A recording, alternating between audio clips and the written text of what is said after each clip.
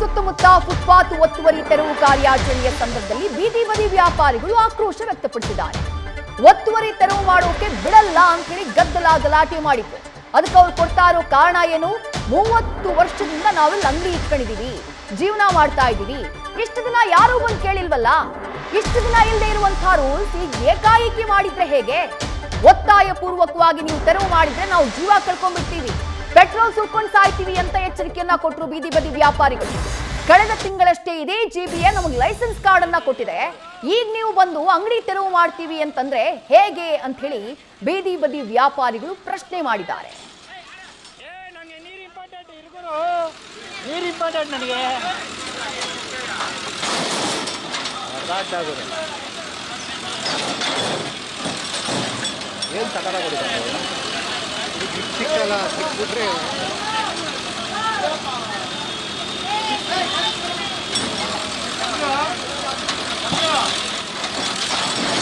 ಕಾಂಗ್ರೆಸ್ ಬೇಡ.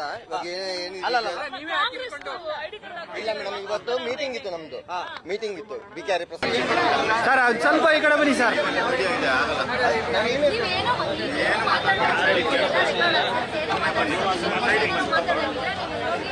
ಎಲ್ಲಿ ಸರ್, ಎಲ್ಲಿ ತೋರಿಸಿ ಸರ್.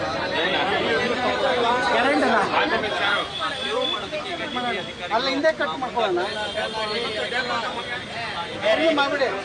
10 ರೂಪಾಯಿ ಮುಟ್ಟಲ್ಲ, 40 ರೂಪಾಯಿ ಟೀ ಆದ್ರೆ ಮುಟ್ತೀರಾ.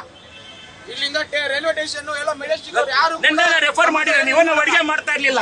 ಇವತ್ತು ನನ್ಗೆ 22,000 ರೂಪಾಯಿ ರೇಷನ್ ಕಾರ್ಡ್ಸ್ ಕಟ್ಟಬೇಕು. ನಾ 9,900 ನಾನು ಗ್ಯಾಸ್ ಬಿಲ್ ಕಟ್ಟಬೇಕು. ಹೆಂಗ್ ಕಟ್ಲಿ ಸರ್ ನಾನು? ನೀವು ನಿನ್ನೆ ರೆಫರ್ ಮಾಡಿ ನಿನ್ನೆ ಬಂದು ವಾರ್ ಮಾಡ್ಬೇಕಾಗಿದ್ದು, ನಾವು ಆಗ್ತಾ ಇದ್ದಿಲ್ಲ. ಇವತ್ತು ರೆಡಿ ಮಾಡ್ತಾ ಇದ್ದಲ್ಲ ನಾವು ಐಟಮ್. ಬೆಳಿಗ್ಗೆ ಬಂದ್ಬಿಟ್ಟು ತಂದ್ಬಿಟ್ಟು ಎತ್ಬಿಡಿ ಅಂತಂದ್ರೆ ಮಾಡಿ ಐಟಮ್ ಎಲ್ಲ ರೋಡಿ ಸುರಿಬೇಕು. ನಾನು ಸುರಿದ್ಬಿಟ್ಟು ವಿಡಿಯೋ ಮಾಡಿ ತೋರಿಸಿ ಗೊತ್ತಾಗತ್ತೆ ನಿಮ್ ಸರ್ಕಾರ. ನೋಟಿಸ್ ಒಂದು ಜಾಗದಲ್ಲಿ ಅಂಟಿಸ್ಬೇಕಾಗಿದೆ ಸರ್. ಅಧಿಕಾರಿಗಳು ನೋಟಿಸ್ ಒಂದು ಅಂಟಿಸ್ಬೇಕು, ಹಿಂಗ್ ಹೌದಪ್ಪ ಅಂತ, ಹೌದಪ್ಪ ಹಿಂಗ್ ಮಾಡ್ಬೇಕು ಅಂತವ ಒಂದು ನೋಟಿಸ್ ಯಾವ್ದಾರ ಒಂದು ಸಾರ್ವಜನಿಕ ಸ್ಥಳ ನೋಡಿ ಸರ್. ಎತ್ತಿ ಸರ್, ಇಡೀ ಕಂಪ್ಲೀಟ್ ಎತ್ಬಿಡಿ ಸರ್. ಬೆಂಗಳೂರೇ ಸ್ವಚ್ಛ ಮಾಡ್ಬಿಡಿ ಸರ್. ನಾವು ಸುಮ್ನೆ ಕೊಡ್ತೀವಿ. ಗಲ್ಲಿ ಗಲ್ಲಿ ಎತ್ತಬೇಕು, ಇಲ್ಲ ಸಾಯ್ಬೇಕು ಸರ್. ಸರ್ಕಾರ ಹೆಸರು ಬರ್ಬಿಟ್ಟು ನಿಮ್ಮ ಹೆಸರು ಬರ್ಬಿಟ್ಟು ಎಲ್ಲರೂ ನ್ಯಾಯ ಕೊಡ್ಲಿಲ್ಲ ನಮ್ಗೆ ಅಂತ ಸಾಯ್ಬೇಕು ಅಷ್ಟೇ. ಇದನ್ನ ಬಿಟ್ರೆ ಗತಿ ಇಲ್ಲ ನಮ್ಗೆ. ಎತ್ತಿಸಿದ್ರೆ ಎಲ್ಲ ಎತ್ಬಿಡಿ ಸರ್. ಮಾಡಿ ಫುಲ್ ಅಫಿಷಿಯಲ್ ಸಿಟಿ ಮಾಡ್ಬಿಡಿ, ಫಾರಿನ್ ಮಾಡ್ಬಿಡಿ. ಬರನಲ್ಲ ನಾವು ಫಾರಿನ್ ಮಾಡ್ಬಿಟ್ಟು ಅಲ್ಲೇ ನಮ್ಗೆ ಏನಾರು ಒಂದು ಮಾಡ್ಕೊಡಿ. 10 ರೂಪಾಯಿ ಮುಟ್ಟಲ್ಲ, 40 ರೂಪಾಯಿ ಟೀ ಆದ್ರೆ ಮುಟ್ತೀರಾ. ಪರ್ಮಿಷನ್ ಸ್ವಲ್ಪ ನಮ್ಗೆ ಟೈಮ್ ಕೊಡಿ, ಕಾಲಾವಕಾಶ ಕೊಡಿ. ಇದಕ್ಕೇನೆಲ್ಲ ತೆಗ್ಸಿದಾರಲ್ಲ, ಇನ್ನೊಂದು ಬಿಡಿ. ಇಲ್ಲ ಅದ ಸಿಟ್ಟಕ್ಕೆ ಹೆಂಗ್ ಮೇಡಮ್ ಇದು ಮಾಡೋದು? ನೀವೆಲ್ಲ ಶಿಫ್ಟ್ ಮಾಡ್ತೀವಿ, ಮೇಲ್ಗಡೆ ಮಾಡ್ತೀರಾ, ಕೆಳಗಡೆ ಮಾಡ್ತೀರಾ? ಪರ್ಮಿಷನ್ ತಗೊಳ್ಳಿ ಸರ್. ನಿಮ್ಮ ಟಾಯ್ಲೆಟ್ಗೆ ಸಂಬಂಧಪಟ್ಟ ಅದು ಕೂಡ ಪರ್ಮಿಷನ್ ಅಲ್ಲ, ಅದು ಕೂಡ ಕೊಡ್ತಾ ಇಲ್ವಲ್ಲ. ಮಾತಾಡಿ ಅಷ್ಟೇ, ನಮ್ಮ ಹತ್ರ ಏನು ಮಾತಾಡ್ಬೇಡಿ. ಈಗ ಏನು ಮಾತಾಡ್ಬೇಡಿ ಸರ್, ದಯವಿಟ್ಟು. ನಿಮ್ ಟಾಯ್ಲೆಟ್ ಏನೋ ಪ್ರಾಬ್ಲಮ್ ಮಾಡ್ತಾ ಇಲ್ಲ, ನಿಮ್ಮ ಟ್ಯಾಂಕ್ ಏನೋ ಪ್ರಾಬ್ಲಮ್ ಮಾಡ್ತಾ ಇಲ್ಲ. ಕೊಡ್ತೀವಿ, ಅದನ್ನ ಒಂದ್ ಕಡೆ ಎತ್ತಿಟ್ಕೊಳ್ಳಿ. ಆಮೇಲೆ ಅದು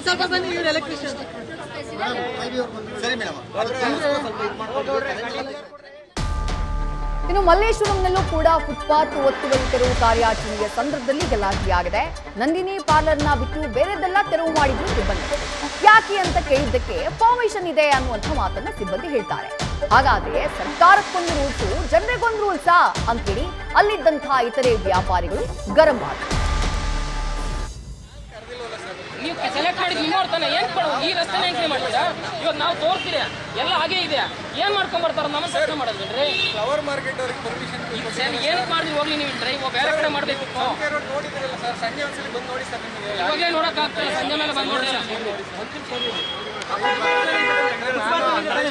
ಇಷ್ಟೆಲ್ಲ ಮಾತಾಡ್ತಿರಲ್ಲ, ಒಂದ್ ನಿಮಿಷ ಇಷ್ಟೆಲ್ಲ ಮಾತಾಡ್ತಾ ಇದ್ರಲ್ಲ, ಏನ್ ಬೈಟ್ ಕೊಡ್ಬೇಡ ಮಾರಾಯ.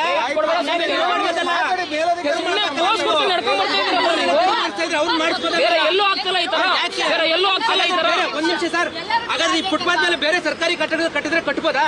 ಕಟ್ಬಿಡ್ಬೋದಾ? ಬರುತ್ತೆ, ಬಿಡ್ಬೋದಲ್ಲ? ಬರುತ್ತೆ, ಬಿಡ್ಬೋದೇನ್ರಿ? ಹೇಳಿ, ಯಾರು ಕೊಟ್ಟರು ಪರ್ಮಿಷನ್? ನೀವು ಅವ್ರ ಪರವಾಗಿ ಮಾತ್ರ ಮಾತಾಡ್ತಾ ಇದ್ದೀರಾ. ಕಾರ್ಯಾಚರಣೆ ಅಂತ ಬರ್ತೀರಾ? ಇನ್ನೂರು ಏನೂ ಇಲ್ಲ ಇಲ್ಲಿ ಸರ್. ದಿನಕ್ಕೆ 500-100 ರೂಪಾಯಿ ದುಡಿಯೋದು. ನ್ಯೂಸ್ ಫಸ್ಟ್ ನಿರ್ಭೀತಿಯಿಂದ ನಿಮ್ಮ ಪರವಾಗಿ.